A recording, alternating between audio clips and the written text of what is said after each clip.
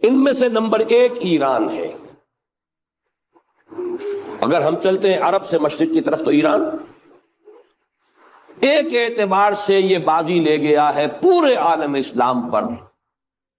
ان کے مذہبی عقائد، ان کی فقہ سے ہمیں جو اختلاف ہے وہ ہے اپنی جگہ پر ہے۔ آپ کو معلوم ہے میرے بارے میں کسی کو اشتباہ نہیں ہو سکتا اس اعتبار سے۔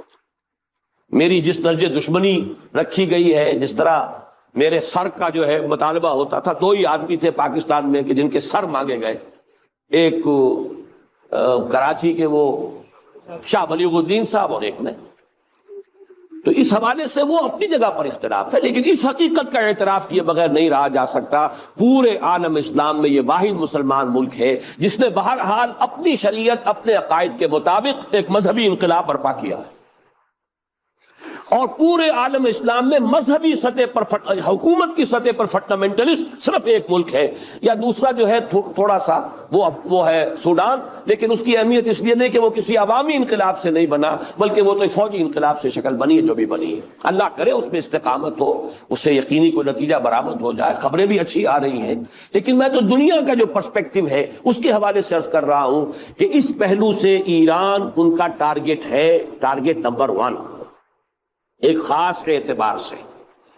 ٹارگٹ نمبر 1 ایک دوسرے اعتبار سے ہم ہیں، وہ میں بعد میں عرض کروں گا۔ چونکہ حکومت کی سطح پر فنڈامنٹلزم ہے اور وہ آیا ہے ایک عوامی انقلاب کے نتیجے میں، پھر ان کے پاس تیل کی دولت ہے، اس کے خلاف اکنامک سینکشنز بھی ہو جائیں تو اگر لیبیا کھڑا ہو سکتا ہے تو بہرحال وہ بھی کھڑا ہو سکتا ہے، اور نقشہ وہ دنیا کو دکھا چکا ہے کہ لڑا دے ممولے کو شہباز، یہ نقشہ بھی اس نے دکھا دیا ہے۔ یہ ہے ایران کا معاملہ۔ نمبر 2 پاکستان۔ پاکستان 400 برس کی تجدیدی مساعی کا امین ہے، امانت دار ہے۔ پورے ہندوستان میں مجدد الفسانی رحمت اللہ علیہ، شاہ ولی اللہ دہلوی رحمت اللہ علیہ، سید احمد بریلوی رحمت اللہ علیہ، ان کا جہاد، پھر اس 20ویں صدی عیسوی میں یا 14ویں صدی ہجری میں علامہ اقبال جیسا مفکر، مولانا مودودی جیسا مصنف، مولانا الیاس جیسا مبلغ، شیخ الہند جیسا مجاہد حریت، پورے عالم اسلام میں ان کا پیرلل کوئی موجود نہیں۔ یہ 400 سال کی تاریخ ہے، اس کی امانت، اور اس کے نتیجے میں یہاں کے مڈل کلاس میں فنڈامنٹلزم کا ایک نیوکلیس ہے، اگرچہ حکومت کی سطح پر کوئی پیش رفت نہیں ہو سکی آج تک، بلکہ اب تو پسپائی ہو رہی ہے، اب پیچھے ہٹ رہے ہیں۔ وہ ہمارے ان سیاسی جو بھی زعماء ہیں، جو جماعتیں ہیں، ان کی غلطی اور الیکشن ہی کو واحد میدان بنا کر اس کے اندر اپنا سارا وقت و توانائیاں اور قوتیں ضائع کر دینا، یہ ہے در حقیقت جس کا کہ یہ صدا مل رہی ہے کہ اس اعتبار سے تو پسپائی کی طرف ہے معاملہ، کسی پیش رفت کی طرف نہیں ہے۔ لیکن باہر والے تو دیکھتے ہیں نا کہ اندر کیا کچھ مواد موجود ہے۔ اگر مڈل کلاس میں وہ فنڈامنٹلزم کا بارود موجود ہے تو کسی بھی وقت اس کے اندر جو ہے وہ کوئی دھماکہ ہو سکتا ہے۔ دوسری بات جو ان کے لیے ایک اعتبار سے ٹارگٹ نمبر 1 ہمیں بنا رہی ہے، وہ ہمارا ایٹمک نو ہاؤ ہے، پورے عالم اسلام میں اور کسی کے پاس نہیں۔ اسلامی بم اگر بنے گا تو یہی بنے گا۔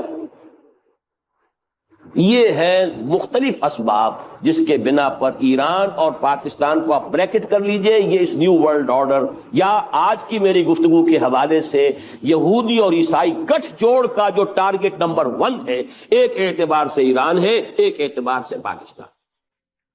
ان میں سے نمبر 1 ایران ہے۔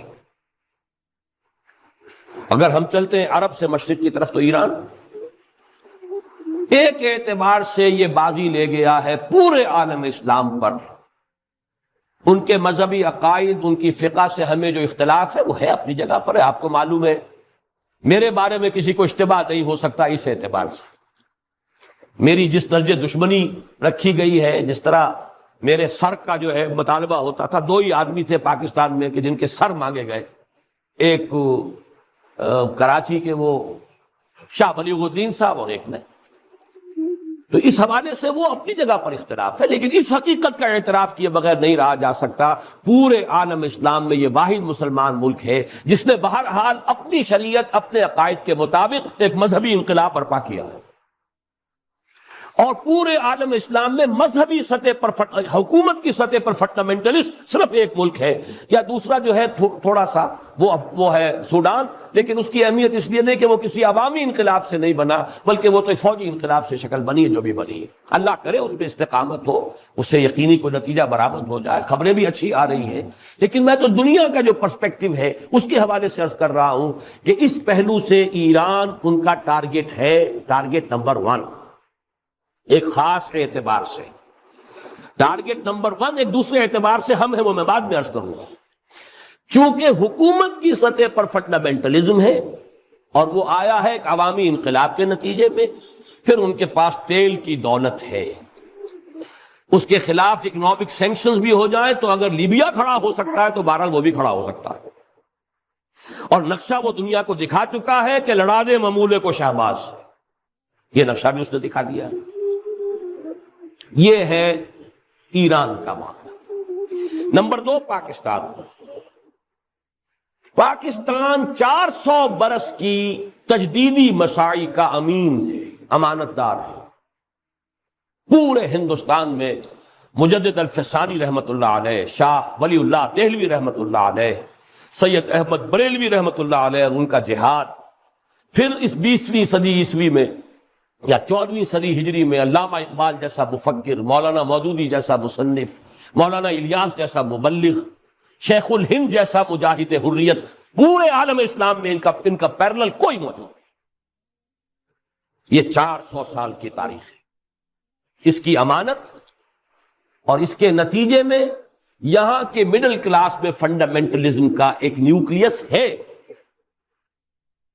اگرچہ حکومت کی سطح پر کوئی پیش رفت نہیں ہو سکی آج تک، بلکہ اب تو پسپائی ہو رہی ہے، اب پیچھے ہٹ رہے ہیں۔ وہ ہمارے ان سیاسی جو بھی زعماء ہیں، جو جماعتیں ہیں، ان کی غلطی اور الیکشن ہی کو واحد میدان بنا کر اس کے اندر اپنا سارا وقت و توانائی اور قوتیں ضائع کر دینا، یہ ہے در حقیقت جس کا کہ یہ صدا مل رہی ہے کہ اس اعتبار سے تو پسپائی کی طرف ہے معاملہ، کسی پیش رفت کی طرف نہیں ہے۔ لیکن باہر والے تو دیکھتے ہیں نا کہ اندر کیا کچھ مواد موجود ہے۔ اگر مڈل کلاس میں وہ فنڈامنٹلزم کا بارود موجود ہے تو کسی بھی وقت اس کے اندر جو ہے وہ کوئی دھماکہ ہو سکتا ہے۔ دوسری بات جو ان کے لیے ایک اعتبار سے ٹارگٹ نمبر 1 ہمیں بنا رہی ہے، وہ ہمارا ایٹمک نو ہاؤ ہے۔ پورے عالم اسلام میں اور کسی کے پاس نہیں۔ اسلامی بم اگر بنے گا تو یہی بنے گا۔ یہ ہے مختلف اسباب جس کے بنا پر ایران اور پاکستان کو آپ بریکٹ کر لیجئے، یہ اس نیو ورلڈ آرڈر یا آج کی میری گفتگو کے حوالے سے یہودی اور عیسائی گٹھ جوڑ کا جو ٹارگٹ نمبر 1 ہے، ایک اعتبار سے ایران ہے، ایک اعتبار سے پاکستان۔